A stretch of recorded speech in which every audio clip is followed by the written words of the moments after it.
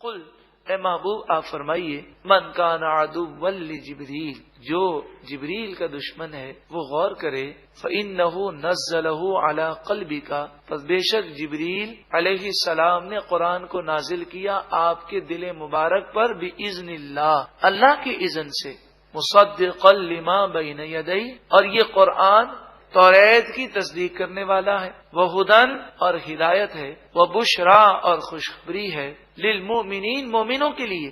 قرآن نے فیصلہ سنایا، من کان عدوا للہ، جو اللہ کا دشمن ہو، وہ ملائکتی اور فرشتوں کا دشمن ہو، وہ رسولی اور رسولوں کا دشمن ہو، وہ جبریل اور جبریل کا دشمن ہو، وہ میکالا اور میکائیل کا دشمن ہو، فإن اللہ عدو للکافرین، پس بے شک اللہ تعالی کافروں کا دشمن ہے، اللہ تعالیٰ انہیں سزا دے گا۔ یہاں پر غور کریں اس آیت کریمہ میں، انہوں نے جبریل سے دشمنی کرنے کا دعویٰ کیا، اور قرآن نے فرمایا جو کوئی اللہ کا دشمن ہو، فرشتوں کا دشمن ہو، رسولوں کا دشمن ہو، جبریل کا دشمن ہو اور میکائیل کا دشمن ہو، مفسرین فرماتے ہیں اس سے معلوم یہ ہوتا ہے جو ایک فرشتے کا دشمن ہے وہ گویا کہ نہ اللہ کو ماننے والا ہے، نہ رسولوں کو ماننے والا ہے، نہ کسی فرشتے کو ماننے والا ہے۔ کوئی ایک فرشتے کی توہین کرنے والا بھی کافر ہے، کسی ایک نبی کی توہین کرنے والا بھی کافر ہے، سب پر ایمان لانا اور سب کی تعظیم ہم پر لازم ہے۔ وَلَقَدْ أَنزَلْنَا إِلَيْكَ آیَاتٍ بَيِّنَاتٍ، اور بے شک ہم نے آپ کی طرف روشن واضح آیات کو نازل فرمایا، وَمَا يَكْفُرُ بِهَا إِلَّا الْفَاسِقُونَ، اور اس کا انکار وہی کرتے ہیں جو فاسق ہیں، نافرمان ہیں۔ أَوَكُلَّمَا عَاهَدُوا عَهْدًا نَبَذَهُ فَرِيقٌ مِّنْهُمْ، کیا جب کبھی وہ کوئی عہد کرتے ہیں تو ان میں سے ایک گروہ اس عہد کو پھینک دیتا ہے، عمل نہیں کرتا، بل اکثرهم لا یؤمنون، بلکہ ان میں سے اکثر ایمان نہیں لاتے۔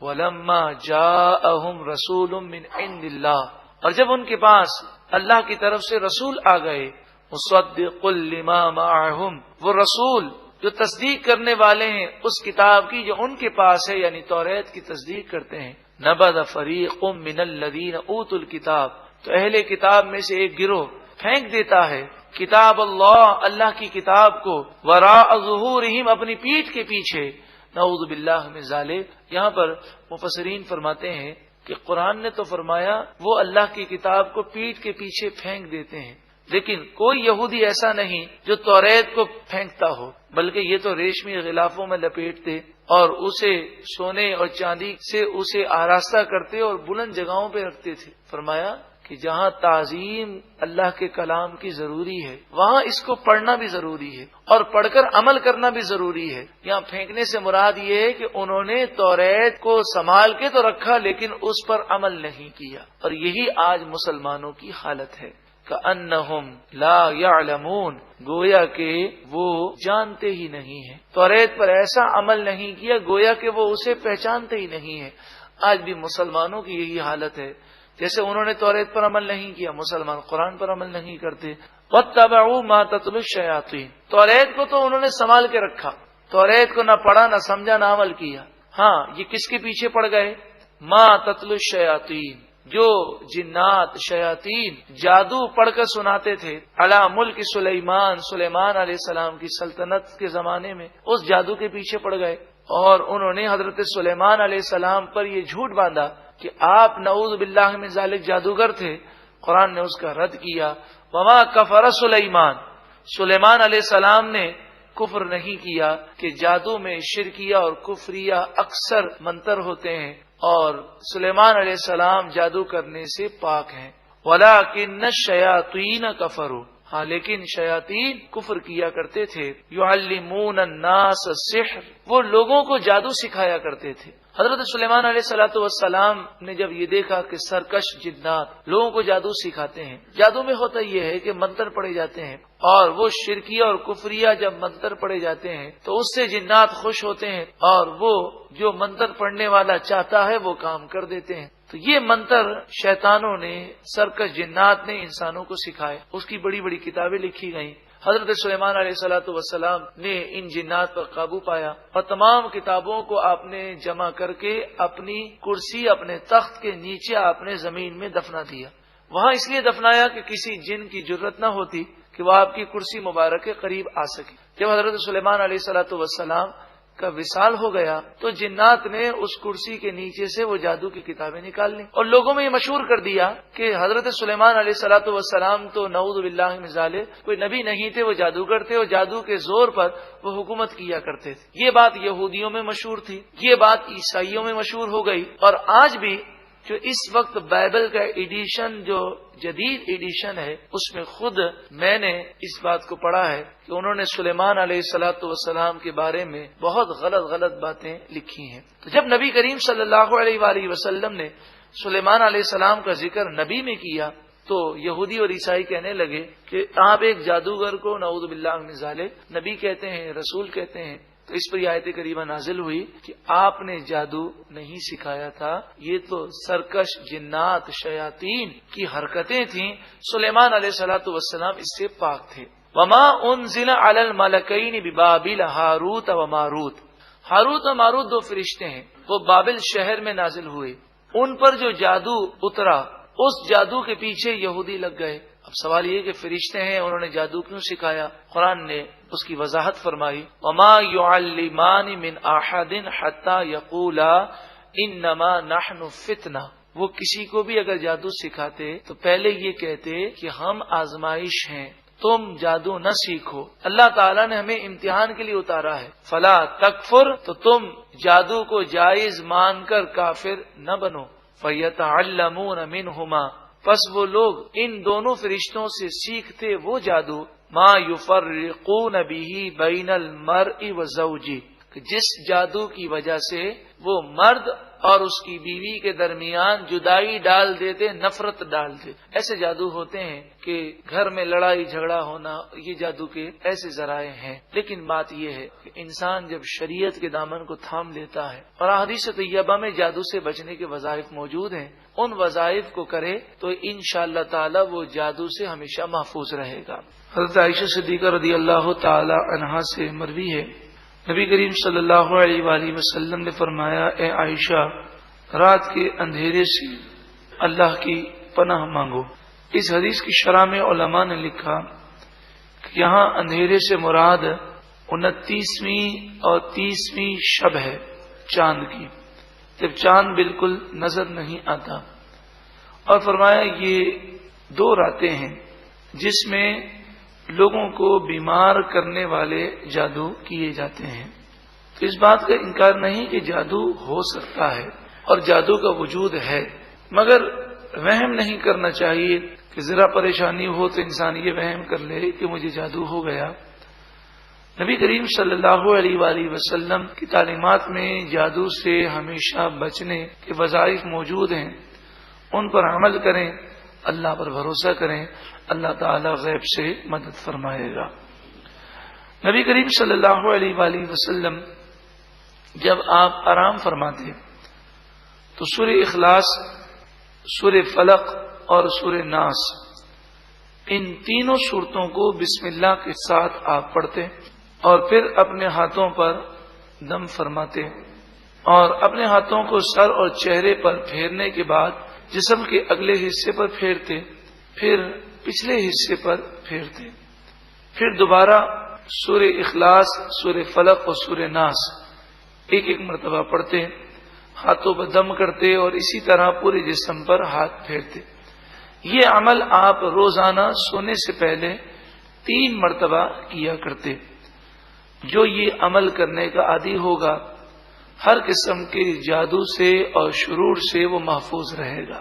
علماء نے یہ بھی لکھا کہ 11 مرتبہ سورہ فلق اور 11 مرتبہ سورہ ناس، اس طرح کہ ہر سورت سے پہلے بسم اللہ شریف پڑھا جائے، اور پہلے فلق پھر ناس، پھر فلق پھر ناس، پھر فلق پھر ناس، اس طرح 11 مرتبہ فلق ہوں گی اور 11 مرتبہ ناس، لیکن ترتیب یہ ہوگی کہ پہلے فلق پڑھیں گے، پھر ناس پڑھیں گے، پھر فلق پڑھیں گے، پھر ناس پڑھیں گے۔ جسے بھی یہ وہم ہو کہ مجھ پر جادو ہو گیا ہے یا واقعی جادو ہو گیا ہو تو اسے چاہیے کہ وہ اسے پڑھ کر پانی پہ دم کرے، اپنے اوپر دم کر لے، آنکھیں بند کر کے اپنے کاروبار کو تصور میں لائے، اپنی دکان کو تصور میں لائے اور اس پر دم کر لے۔ اگر جادو ہوا تو انشاءاللہ جادو ختم ہو جائے گا، یہ عمل 11 دن تک مسلسل کرنا ہے۔ جب بھی کوئی بیمار ہوتا تو نبی کریم صلی اللہ علیہ وآلہ وسلم سورہ فلق اور سورہ ناس پڑھ کر دم کیا کرتے ہیں۔ یہ بھی ایک تندرستی کا عمل ہے، 3 مرتبہ سورہ فلق اور 3 مرتبہ سورہ ناس اس ترتیب سے پڑھا جائے کہ فلق ناس اور بیمار پر دم کر دیا جائے۔ تفسیر کبیر میں ایک وظیفہ لکھا امام فخر الدین رازی علیہ رحمہ، جن کا سن وصال 606 ہجری ہے۔ تفسیر کبیر آپ نے 800 سال قبل لکھی ہے، بڑی ہی مستند تفسیر ہے، جلد 18 صفحہ نمبر 172۔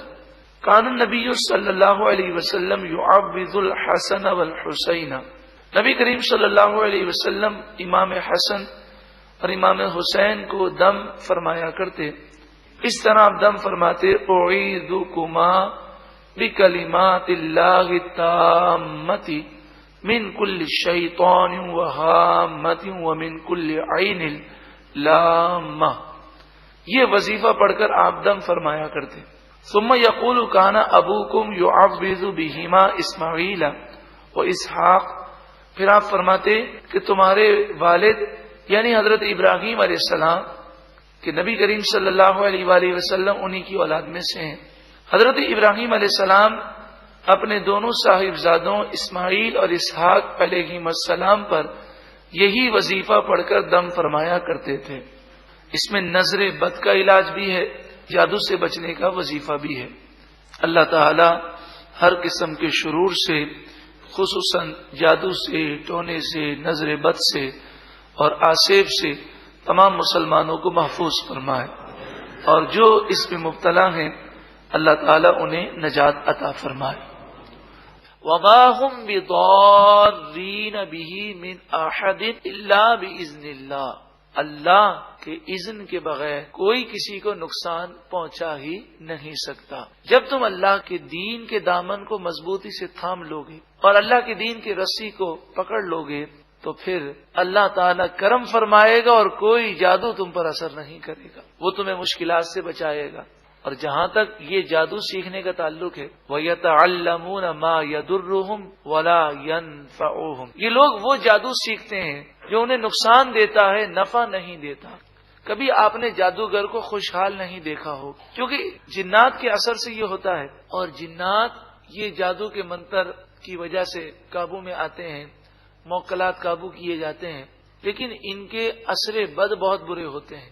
تو جادوگر خود بڑا پریشان رہتا ہے، کبھی وہ ذہنی اور قلبی سکون نہیں پا سکتا۔ تو جادو کا نقصان ہے، نفع نہیں ہے۔ وَلَقَدْ عَلِمُوا لَمَنِ اشْتَرَاهُ مَا لَهُ فِي الْآخِرَةِ مِنْ خَلَاقٍ، حالانکہ وہ جانتے تھے اس بات کو کہ جو جادو حاصل کرے گا، جو جادو پر عمل کرے گا، آخرت میں اس کے لیے کوئی حصہ نہیں۔ پھر بھی انہوں نے جادو سیکھا، یہ جاننے کے باوجود۔ وَلَبِئْسَ مَا شَرَوْا بِهِ أَنفُسَهُمْ، کتنی بری چیز ہے یہ جادو جس کے بدلے انہوں نے اپنے آپ کو تباہ کر لیا۔ لَوْ كَانُوا يَعْلَمُونَ، کاش کہ وہ جانتے ہوتے۔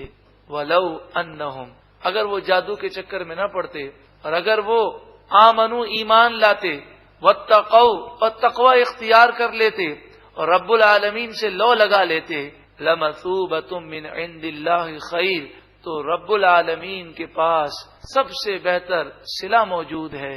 دنیا میں بھی صلہ ملتا، قبر میں بھی صلہ ملتا، آخرت میں بھی صلہ ملتا اور زندگی سنور جاتی۔ لو کانوا یعلمون، کاش کہ وہ جانتے ہوتے۔ اس آیت پر ہم غور کریں، 2 چیزوں کا ذکر ہے، ایمان اور تقوی۔ تقوی کے معنی ہے اللہ سے ڈرنا اور اللہ اور اس کے رسول کی نافرمانی سے بچنا، یہ ہے تقوی۔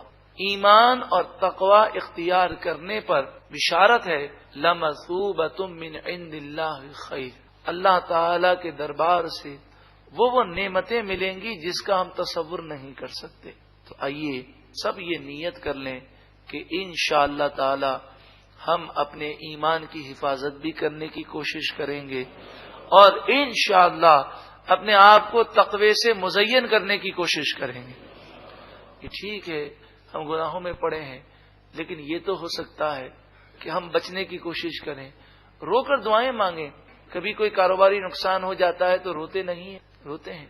رو کے دعائیں مانگتے ہیں تو ہم رو کے دعائیں مانگیں، تہجد کے وقت اٹھ کر دعائیں کریں، اے پروردگار تو گناہوں کی نفرت عطا فرما، نیکیوں کا پیار عطا فرما، اور ہمیں قرآن و حدیث پر عمل کرنے کی توفیق و سعادت عطا فرما۔